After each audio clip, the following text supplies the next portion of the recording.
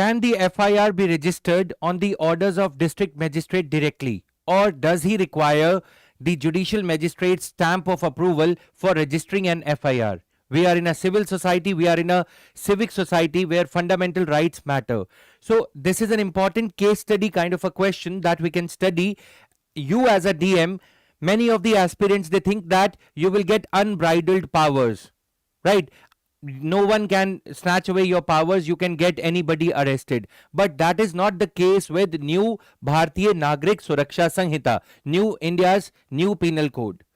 So what does the penal code say about section 144 that was there in the erstwhile CRPC? Now it has been replaced by section 163 and section 223, whereby earlier the DM could get the FIR lodged against people like beggars, people like petty thieves.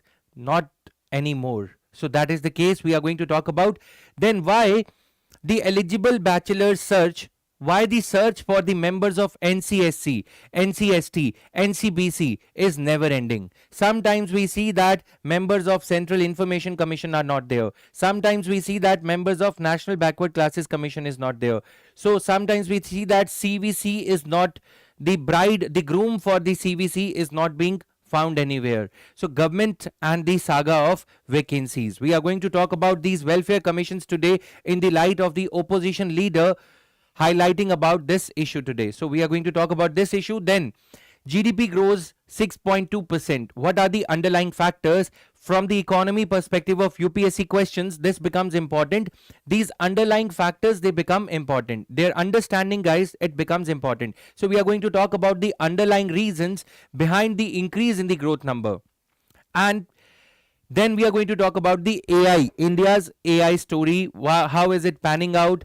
Who are we competing with? How do we need to rise against China in this new paradigm? Every time the new technology evolution happens, that is an opportunity for laggards, for the countries which are lagging behind in the growth story, they can catch up. So AI is one such opportunity, but is India missing out on the AI bus as well? Why do I say as well? Because we have missed out on the manufacturing, we have missed out on the machine learning. Now AI could be one opportunity for us, right? The steps that will shape India's AI ambition. Even though our Prime Minister has been spearheading the AI global governance agenda by visiting France and liaising with the countries like France, Paris, etc., the summit that had recently happened. So why back home the domestic agenda seems to be misaligned with the global ambitions of India insofar as artificial intelligence is concerned? Then we are going to talk about these articles. World Bank says that India needs to hasten reforms. Okay, but same is the case with World Bank. When it's the age of Donald Trump, World Bank also needs to hasten the internal reform in order to survive the new institutions like New Development Bank. Not to talk about that, we'll talk only about what the World Bank says insofar as India's growth story is concerned. We'll talk about this. Then the government has recently made Aadhaar services to be provided by, or Aadhaar validation to be accessible to the private players. Do you remember the Jio data leak, data breach that happened at Jio, when for the verification of mobile phone SIMs, Jio was allowed to validate the identification of the customers, SIM buyers, through Aadhaar card. Then the Jio data breach had happened. So today in this article, we are going to talk about this factor as well, whether allowing the private sector entities to use Aadhaar card data, to use Aadhaar based validation and authentication, is it against the Supreme Court ruling of 2018?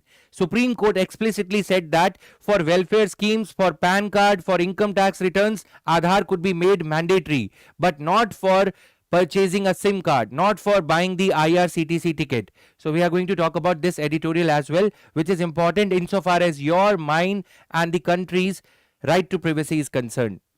So these are the articles that we are going to talk about. First thing first, section 223 and section 163 of Bharatiya Nyaya Sanhita, the new India's new penal code. As I said in the beginning, this article has been written by former DGP of Chhattisgarh Police. So he keeps on writing, Mr. R.K. Vij sir. Okay, so his inputs are quite inquisitive also.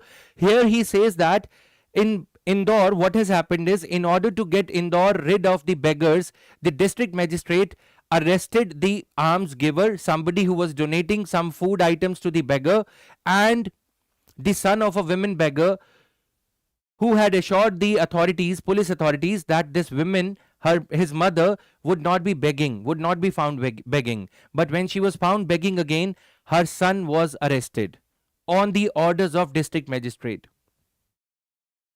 Okay, sometimes we enter the services, the ones who are preparing on the other side of the labasana, they feel that they would get arrested the X or Y. You understand what I mean, right? So you would get the brother or the someone related to X or Y, you would get them arrested, right? Or you would use these powers against your enemies or relatives. But we are in a civilized society, democratic society, where citizens have their rights, where this power is now vested in judicial magistrate, whereas our beloved district magistrate is just an executive magistrate. You must have seen Sunny Deol's movies whereby he is giving the orders to arrest someone. Okay, Anil Kapoor, I have the power to arrest you. But that is not the case in the actual legal jurisprudence or actual society. District magistrate, as per this article, can get somebody arrested only when it is urgent, in the only when it is the need of the hour, when no other avenue is available. For example, when the Prime Minister is going to be on a visit to city and somebody has been found with RDX or some explosives, that could be the scenario. In urgent cases of nuisance or apprehended danger to the public law and order, but not in case of a beggar who's begging around and the district magistrate feels that he is a nuisance to the society, right? Beggars cannot be. So basically, you cannot trample upon the rights of the citizens merely because you are a DM. Okay, so section 50, article 50, separation of executive from the judiciary, when seen through the light of the new law, new India's penal code, okay, India's new penal code, that is section 223 and section 163, it says that a district magistrate has to, the competent executive magistrate, remember, the DM is the executive magistrate, he does not have judicial powers. So DM is separate from the judicial magistrate. Okay, judicial magistrate is the one who is implementing the on the implementation side of the judiciary. Okay, so the competent DM, under such circumstances where the circumstances are urgent and compelling, may direct any person to abstain from a certain act to wean him away from begging or loitering around religious places, etc. Okay, urinating in public, those kind of things, to abstain from a certain act, and may issue orders to prevent obstruction, annoyance or injury to any person lawfully employed. Okay, for example, during COVID, DM may issue the orders that not more than 5 people, they can queue up, they can stand in a crowd, not more than 2 people, and you should maintain social distancing. These type of powers to give such orders is there with the DM. But can the DM get somebody arrested for violation of the orders of the DM, for violation of his or her orders? Not anymore. Okay, earlier also this wasn't there. The writer here is saying that this power is there, okay, but this power can be, power to get somebody arrested has to be exercised by DM approaching, or somebody from the office of DM approaching the judicial magistrate, approaching the court to get the violator of the DM's order arrested. Okay, now look here, what is happening is there was a lot of public sensation created out of this news. Indore to become first Indian city to ban begging from January 1. So an FIR was gotten lodged by the DM, asking the police to lodge an FIR on the orders of DM. That is improper according to R.K. Vij sir, according to the former DGP of Chhattisgarh, according to these sections of 223 and 163. 163 is similar to Dhara 144.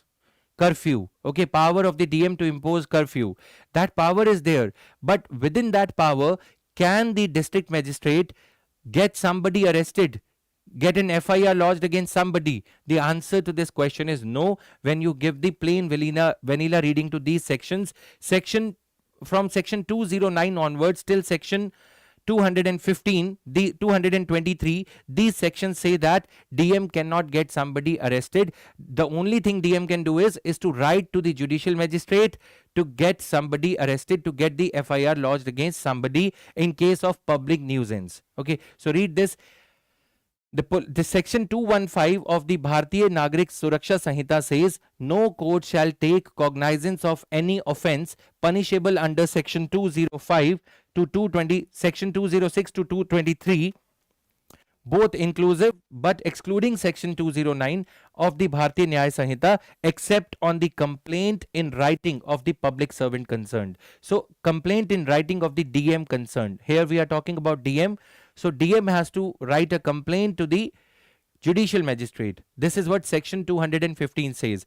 Therefore, despite the offence under section 223 of causing public nuisance, of begging in the public places, when the orders were issued to the contrary, when the DM had issued the orders. So this section 223 gives the power to the DM to stop somebody from causing public nuisance, or when some policy, when land acquisition is underway, so police people are stopped, when slum evacuation is happening, slum demolition is happening, so DMs, they issue the orders against the slum owners to not to cause any nuisance or obstruction in the way of bulldozers, for example. During such times, the law says that the DM would have to approach the court in writing to lodge a complaint. The police report is barred and therefore no FIR can be registered. Even though this is a petty small article in today's newspaper, but how we as UPSC aspirants can use this to our advantage. Whenever you are writing any ethics case study on such orders like demolition or getting the public property rid of encroachment by religious institutions, okay, some COVID type of a ban needs to be imposed, prohibitory orders have to be issued. These sentences, you quite often you come across case studies, ethics case studies, you come across these type of things. Okay, having thorough knowledge of these sections, even if you are not required to cite them, even if you are not able to recollect these sections of BNSS, still their underlying knowledge is important, so that you should not end up writing, I will get the nuisance miscreants arrested. Okay, these type of words and phrases are not legally backed and they don't look nice also, in the sense that you are just a public servant. You are not a public officer or don or something like that. Okay, you are not an autocratic leader. You are a public official subjected to fundamental rights. So the proper course of action in such a case study would be, you would be writing that I would issue the necessary request order to the judicial magistrate to take necessary action to take cognizance of this offence of violating the order of DM, of violating my order, right? And get the FIR lodged from the concerned judicial officer, judicial magistrate in this case. Okay, so this is how you can use these type of sections to your advantage in the ethics case studies. Otherwise, factual knowledge is also there. Article 50, what is Article 50? I have briefly cited Article 50 in this new section. Please read it carefully. Moving further, why we should worry about Aadhaar authentication allowed to the private sector entities now. So what is happening is the Aadhaar rules have been changed.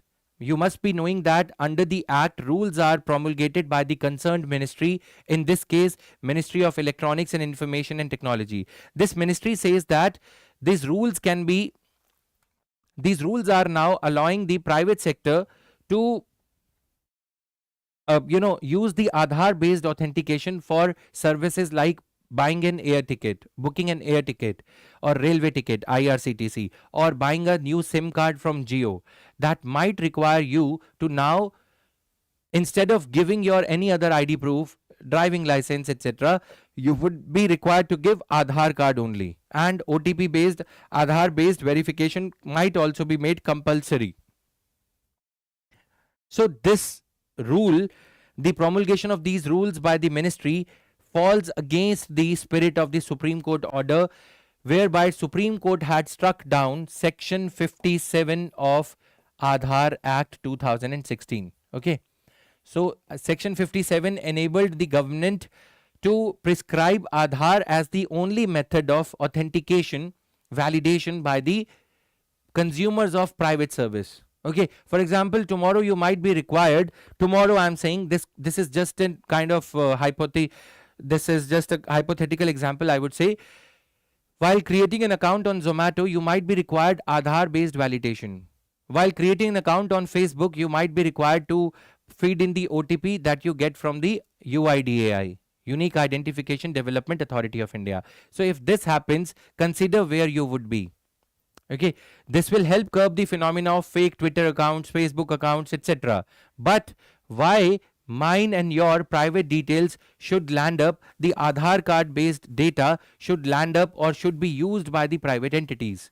It runs the risk of profiling of customers on the basis of which religion do they follow, who they are going to vote. In the light of Cambridge Analytica kind of a scam, these dangers are quite widely prevalent. And why this is wrong in bad in taste and spirit, there are the reasons for it. Okay, this change permits the private entities to use Aadhaar authentication for service delivery. A move MeitY ministry claims will ease the access to service for users. The writer has got 2-3 concerns over here. Let us discuss those concerns quickly. First thing first is legal reasons. The Supreme Court ruling is that Aadhaar cannot be made mandatory for private sector service delivery. Past data breaches, we have seen a lot of data breaches. Indian Council of Medical Research, then during the COVID the vaccination COVID portal data breach had happened. Then way back in 2017-18, Geo data breach had happened, which Geo Mumbai office had denied quite quickly, but it is Geo. Rest others are Maro, but Geo is Geo. It is Reliance, so they got the news dumped somewhere. But Geo data breach was actual and quite dangerous. Then exclusionary principle. The problem with Aadhaar is that Aadhaar works on the principle of exclusion, in the sense that anybody who has Aadhaar will get benefits under National Food Security Act, will get the benefits under Manrega scheme or any other welfare scheme. Talk about Pradhan Mantri Awas Yojana, talk about any welfare scheme. So basically exclusion principle was their underlying principle in the Aadhaar, in the scheme of things, so that the ghost beneficiaries, the fake beneficiaries of the government schemes, welfare programs, the leakages that happen, the corruption that is there could be eradicated. Now, this exclusionary principle works to the disadvantage of migrant laborers, the temporary workers in the urban metro cities of Delhi, migrant workers in Punjab, from Bihar, Jhansi, Vidarbha region, etc. Okay. When these workers are unable to get their biometric details authenticated because of fingerprint mismatch, because of cataract, motia in their eyes. Okay, how can such a principle, how can such an Aadhaar card be made mandatory for availment of n number of public services in the first place, the government based services? As of today, around 312 government services can be availed only if you have valid Aadhaar and you are able to validate Aadhaar based verification. Having an Aadhaar card is one thing. Being able to validate it at the bank for your KYC verification, being able to verify it at the Manrega Wages Center, the community service center for vaccination of your children or babies, for the poor people we are talking about, is an altogether tedious thing, is an altogether different story. Okay, so many people are excluded even as they are included. Not to talk about the people, the migrant workers in Delhi who cannot avail of Aadhaar because they do not have a permanent address in Delhi. Okay, so all these points are covered here. In 2021 survey in Delhi, 40% people faced authentication errors. Okay, because they were putting their thumb on the scanner, but the scanner was not picking up their thumb impression, the biometric details. So talk about cataract, talk about the thumb impressions of the petty mazdoor, the laborers. Okay, so that is the problem. Migrant workers, their inability to produce address proof. So these are the exclusionary points, the points that end up excluding more people than including them. On the top of it, government's this step Ministry of Information Technologies this step of prescribing Aadhaar as a mandatory thing for availing of private services now, private sector given services now. Jio, Reliance, air tickets, railway tickets, that also runs the risk of profiling of people. Okay, so legal angle to it. Okay, in this section 57, Supreme Court had said that this runs the risk of profiling of people according to their age, according to their caste, according to their religious background, according to their income level, and then targeting the government schemes, then targeting the visit of a elected leader to that constituency on the basis of whether X number of Hindus live over there or Y number of Muslims live over there. Okay, how many rich people are there? How many had voted in the past? What is the voting behavior? All these are examples of profiling, and this kind of a profiling, is the streaming proceeding fine? And this kind of a profiling works to the exclusion of many people. Okay, so any leader in Delhi will visit the migrant workers colonies only because they are more likely to vote for him. You get the example I'm citing. Okay, so these are the problems. Result is exclusion of many deserving beneficiaries. Now on the top of it, private sector is given the right to validate only on the basis of Aadhaar. Otherwise you won't get that private service which you want to get, which you are able to get on the basis of money in your pocket, your paying capacity. So the Supreme Court had said that section 57 of Aadhaar card, which had allowed the private entities to use Aadhaar for identity verification primarily to prevent commercial profiteering. Profiteering means Jio might get your data for giving you a SIM card, mobile phone SIM card, but that data could be sold to another entity for something else. How many phone calls are you making? What is your telecom consumption? What websites do you browse while surfing the internet? Your visit of sites, your clicking of the links on the Amazon. What e-commerce portals are you visiting? How often do you place an order on Zomato, Uber? That could be monetized by the telecom service provider because they have got your Aadhaar linked to it, right? So this is called profiteering. From demographic details, what is your age, what is your income level, how many kids do you have, what school do they go to, what is the company you are working in. So these are the examples. Okay, profiling, as I said, caste based, religion based profiling can happen. Okay, so this is there. So as the system moves from a voluntary identity verification, earlier it was a voluntary identity verification, that you can voluntarily go for Aadhaar card if you want to, if you so desire to, for your LPG connection, etc. But it was not compulsory. Now it moves to an essential requirement, mandatory requirement, that too when so much of exclusion is happening. Okay, so government increasingly resorting to Aadhaar based verification for your rail travel. So all your journeys would be known to the government. If any crime happens where you have visited, you might be called to the police station that since you had visited there, or a political party opposition leader had visited that city at the time of happening of riots or any other crime. So that person might be questioned by the police authorities merely because police got to know about the travel details of that person from Aadhaar linked IRCTC account or railway ticket booking. So these are the risks that Supreme Court had cited. Okay, so that is why surveillance risk is also there, legal risk is also there, exclusion risk is also there, then profiteering risk is also there. 4-5 risks are there. Because of these risks, the private sector should not be, the increasing number of services should not be made available only on the Aadhaar based validation and authentication. That's the crux of this editorial that has appeared in the Indian Express today. Moving to the next article, the opposition leader, names are not important for our purpose. The opposition leader targets the government for non-timely appointments of chairperson of NCSC. Okay.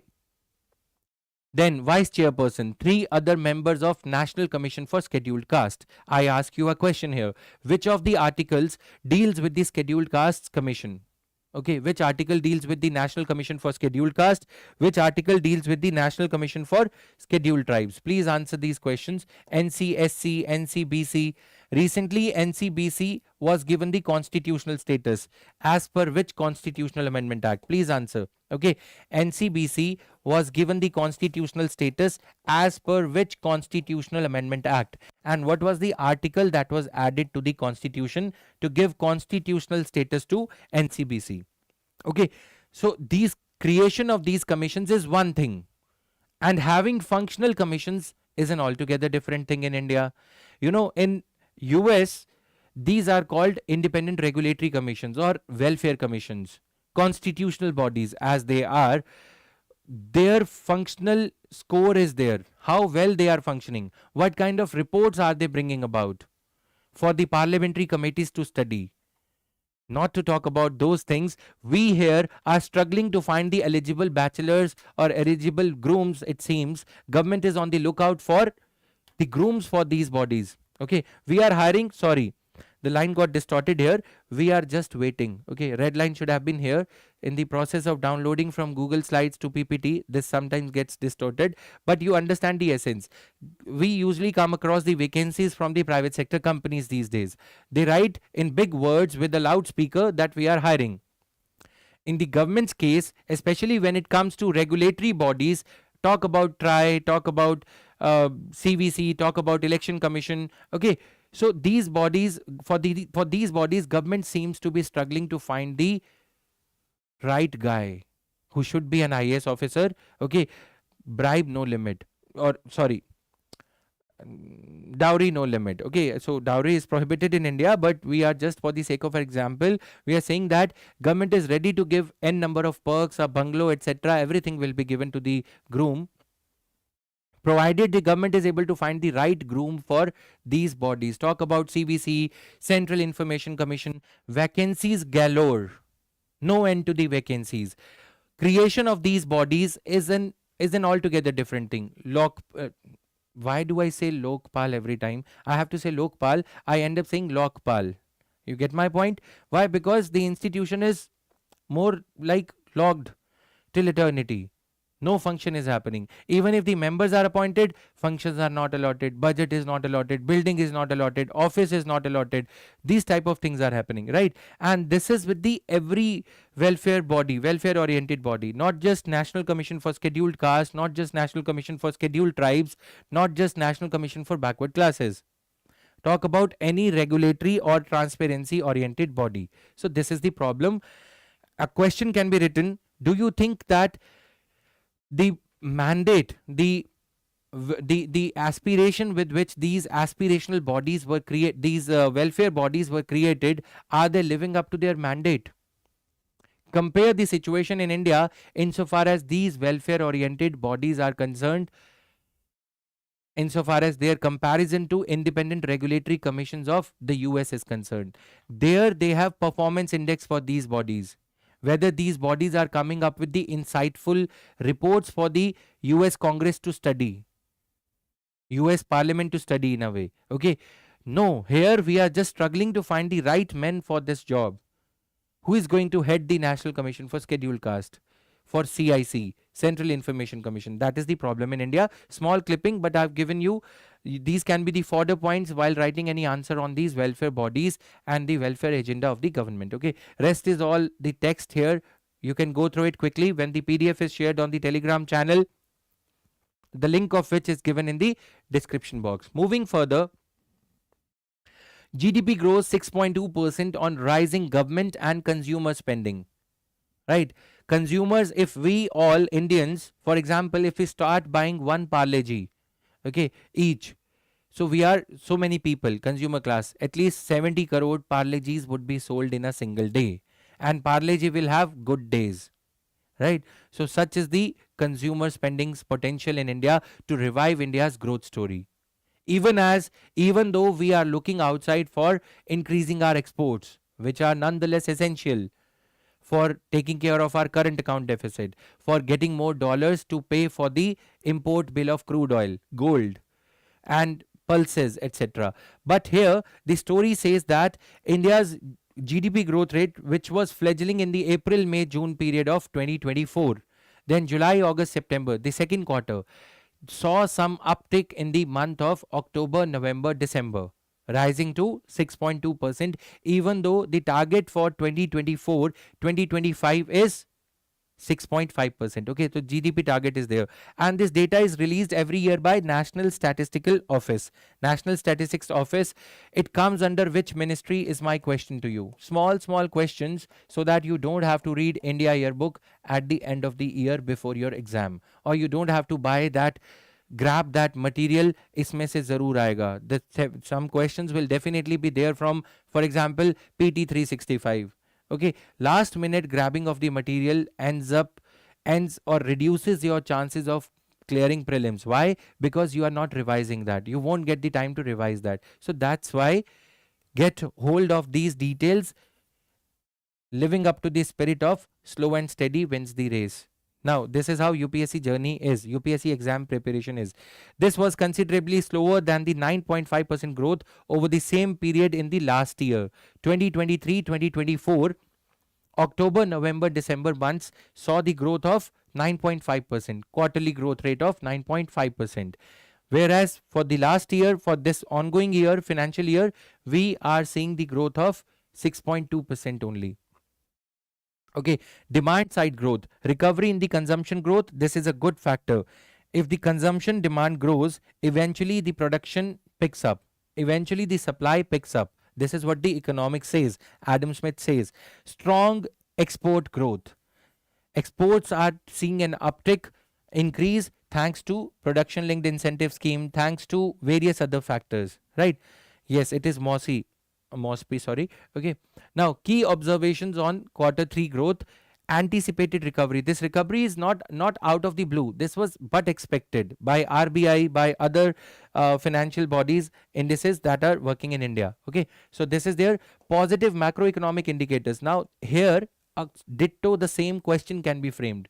What are the positive macroeconomic indicators to suggest that GDP growth for the next quarter is going to be high?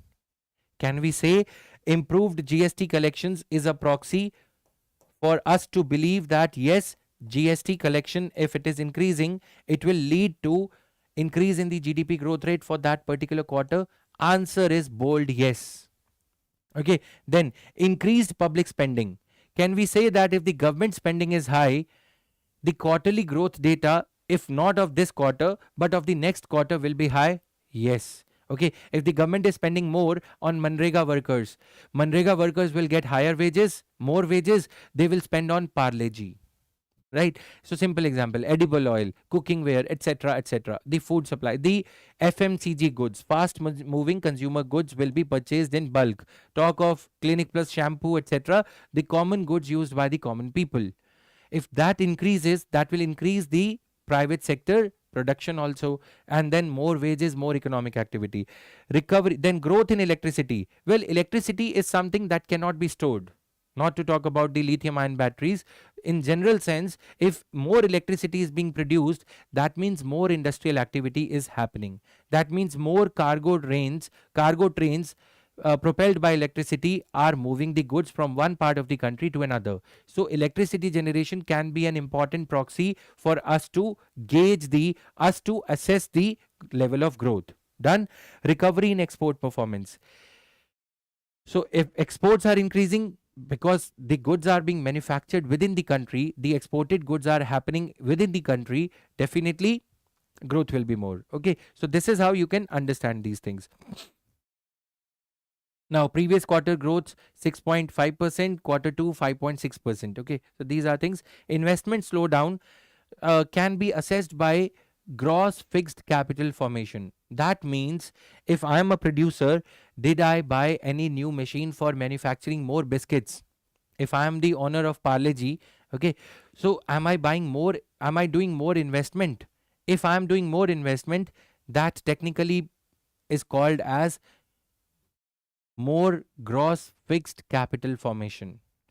Okay, technically, of the existing assets, out of the existing assets minus depreciation plus add the value of the new asset. If new asset is being added, then more gross fixed capital formation is there. If it is not being added, then the existing capital, existing machinery is getting depreciated, leading to reduction in the gross fixed capital formation. The technical formula I have tried to explain. Okay, increased government spending and private consumption, these two factors offset the effect of slowdown. Done. So this is there. Now coming to the other news article, India must hasten reforms to speed up growth. This is World Bank is prescribing for India. So there is a prescription from my side to World Bank. World Bank must hasten its own reforms in order to stay, in order to survive. We are in the age of Donald Trump. The funding of the World Bank is going to be cut anytime soon, even as we are talking about it. Okay, but the prescription it is giving for India is all redundant. In the age of AI, artificial intelligence led growth, World Bank says that country, in this report titled as India Country Economic Memorandum, becoming a high income economy in the generation, says India would have to grow at a rate of 7.8% for next 22 years. Okay, so for reaching the high income status by the year 2047, that is aligning with the government's agenda of becoming a high income developed country by 2047. So World Bank is saying if India wants to achieve this target of becoming a developed country by 2047, India would have to grow at a pace of 7.8% per year. What is the growth rate? We just talked about India's growth rate for 2024. Target is 2024-2025 target is just 6.5%, but it says that we need to grow at 7.8%. This is what the World Bank report on India is saying. Can this be asked in the prelims? Yes, this can well be put in the form of a statement. Okay, now India's growth averaged 6.3% between 2000 and 24. Can this be looked upon as a prelim statement? Yes. The question could be India's growth from the period 2000 to 2024 has been above 6.5%. The statement would be wrong. Right, so you should have a fair idea as to how much growth has India been able to clock for the last 2 decades. Just a rough idea like that of an administrator you should have. This past performance provides a foundation for the future ambitions. Okay, so if we were growing at 6.3%, can you see some quantum jump to 7.8%? Not possible, especially in the age of protectionism. World Bank is saying that we need to deeply integrate our economy with the rest of the world. This prescription is ill-founded in the era of Donald Trump, high tariff regime. Unless, of course, some miracles like EU-India FTA is concluded. Okay, India-Gulf Cooperation Council FTA is concluded. India-UK Free Trade Agreement is concluded. Right? So, these could be the avenues when we could reach a growth of around 7%. Right, let's be hopeful. So India has accelerated its average growth rate to 7.2% in the past 3 fiscal years, which is a good thing. High income goal, the goal is to achieve high income status within a generation. So within one generation itself. Okay, so by 2047. Then global integration lessons, countries like Chile, Korea and Poland serve as the example of successful transitions to a high income status through deeper global economic integration.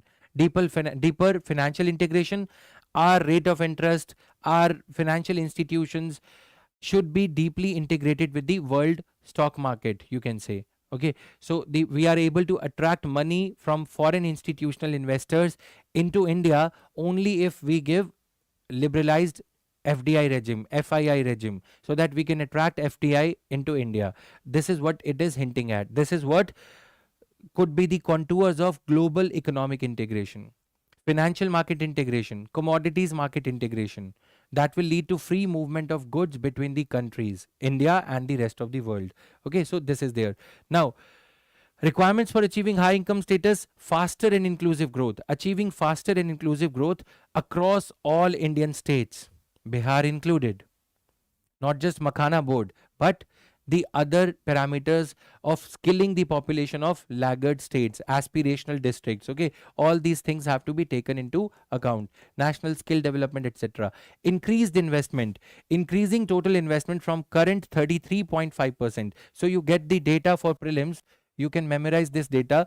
So right now the investment, if for example a middle income class family is earning 100 rupees, it is as of now on an average investing 33.5% into, it is saving, then the saving is getting converted into investment by bank lending. The savings that we park with the bank, they are lent to the investors like Adani Group or Reliance Group or Tata Group. So this savings rate, investment rate of 33.5% of GDP, it stands at today. Today it stands at 33% of GDP. It needs to be taken to 40% of GDP in real terms. How can that happen? By increased participation of the middle class families in the stock market. Okay, by innovating the financial products, ULIPs, etc., etc. Okay, small saving investment plans, SIP, etc. That way, people would be enthused to park their savings into investment products, which will give direct money to the investors, not the likes of Sahara Group. Okay, not the likes of Vijay Mallya, Tata Group. So financial regulation has to be strengthened. So that is there. Then only the savings rate would increase. Now, increased labor force participation. So labor force participation rate, increasing the overall participation from 56.4%, men and women included, to above 65%. We have demographic dividend. We are a country with world's highest working population, working age group population between 18 to 60 years. But skill development is where we are lacking. What do we need to do? Even though World Bank has given the prescription, we need to ask the private sector to channelize their corporate social responsibility savings, okay, funding towards the setting up of skill centers. Why can't Airtel, why can't the Reliance, why can't the Adani Group emulate or copy the model of Ford Foundation? In the US, private sector players, they invest their own money to train their people. But what is the guarantee that the people that are being trained, the employees that are being trained by Infosys, after 6 months, they would look out for the job in Wipro, TCS, switching the job for a better pay package. So bond system, the valid contract system has to be there, so as to assure the private sector players that for at least next 3 years after training, the employee would not leave unless he or she pays you for the cost of training. That sanctity of contract needs to be there. But we should also talk about the backlog of cases in the courts. That is where the ease of doing business is getting stuck in India. Okay, talking about high growth is one thing. Taking the steps, setting up of commercial courts for resolution of these type of commercial disputes is important. Okay, savings rate, investment rate will happen only when NPA problem of the banks is solved. Right? No more Vijay Mallyas, no more Nirav Modis flying away from the country, no more fugitive economic offenders. That requires political will. Judicial backlog of cases, political will. Appoint more judges, have national judicial service, okay, all India judicial service. Then only we can have the reforms in this area. It is very easy to say to increase the labor force participation rate from 56% to 65%. That can happen only if we are investing in the skill development. I gave you certain hints as to how can we increase that. Okay. Now, demographic dividend utilization, investing in human capital, again, skilling of the people, creating enabling conditions for more and better jobs. This is what is the need of the hour. Okay. Target growth rate, we need to achieve the target growth rate over the next 2 decades, 20 years. We have 4 key policy areas: increase investment, fostering an environment for more and better jobs. AI jobs are required. AI skills based jobs are required. Promoting structural transformation. As I said in the beginning, any such technological innovation, technological breakthrough, AI, etc., okay, that gives up another opportunity for the countries which are lagging behind like India to board the bus of growth. Okay, we can board the bus of growth. This is a new opportunity. For example, every time the UPSC syllabus changes, it is an opportunity for the newcomers. isn't it? So likewise, every time this kind of a AI breakthrough or any other breakthrough happens, this gives the opportunity to the developing countries to pace up, to catch up with the likes of China, US, European Union, etc. Now, this is there. Coming to this editorial, this article says that even though India's global aspiration is to become AI leader, as can be seen through the Prime Minister of India's visit to France for the for world's first global AI summit. Okay, but back home, what we see is India's software developers are not able to back the contracts, not able to win the contracts vis-a-vis Chinese counterparts, despite their skills. Reason is in India, the government skepticism towards AI being misused, right? So there are three challenges that the writer has highlighted vis-a-vis the China, South Korea, and Southeast Asian economies. So we are going to talk about these things. Okay, Silicon Valley, etc. The writer says that the way India is trying to regulate AI technology is not in sync with its ambitions. Regulation means there are two poles in this. One is European Union model, which is very strict, EU model. Yesterday we talked about EU India FTA, then we were talking about data privacy concerns of EU. Okay, so EU is following a very strict model of regulating AI, whereas US has got a liberalized model. India needs to strike a balance between these two and arrive at India's own AI regulation model, not be skeptical towards everything. For example, bitcoins, for example, deep fake, etc. Okay, so here, India's export competitiveness relies on the nationwide deployment of productivity enhancing technologies, particularly artificial intelligence. So export competitiveness, how will that come? Enabling the factories to adopt AI, okay, in their production techniques, in their conveyor belts, in their production chain. That is the need of the hour. How to do that?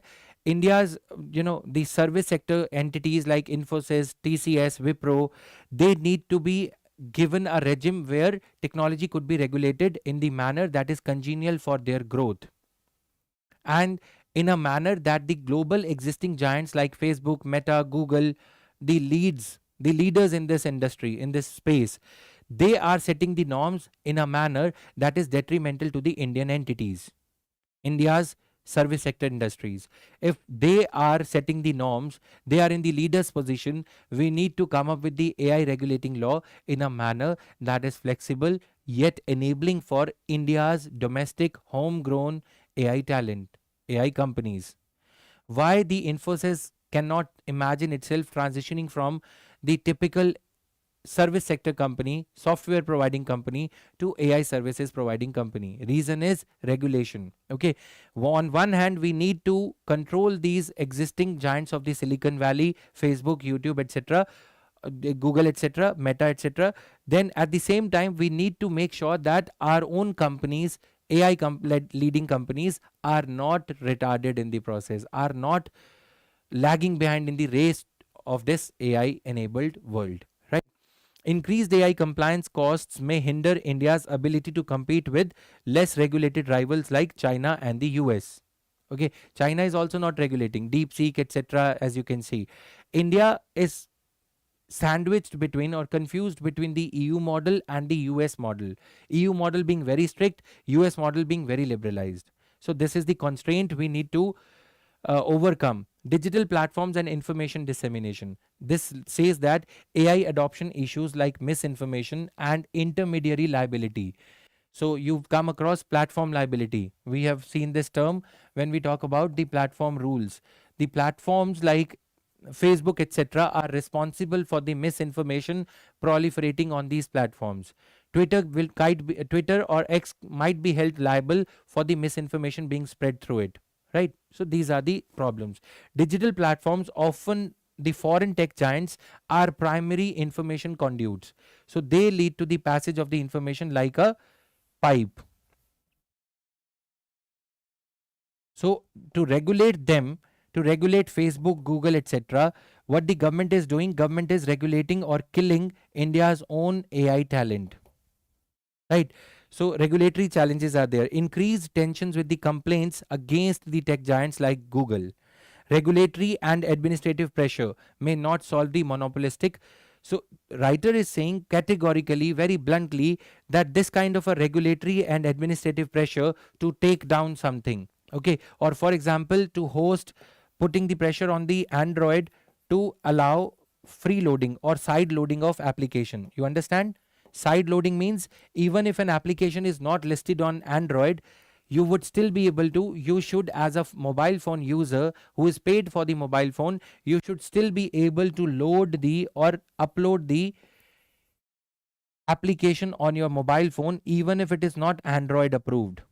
Okay, so to regulate these type of phenomena by Google type companies, Android type companies, already existing players like Microsoft, etc., what the government is doing is, government is in a way killing the green shoots of, killing the nascent growth of AI enabled technologies in our country.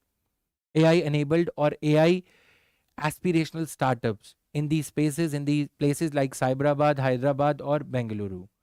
So this is the collateral damage that is being done because of the regulatory and administrative pressures on the existing global multinational tech giants like Google.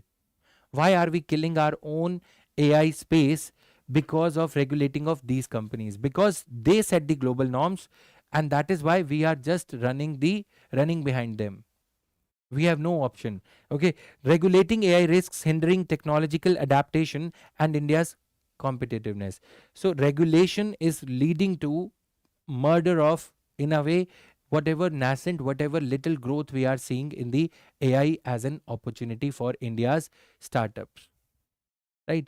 So one startup could be Park Plus.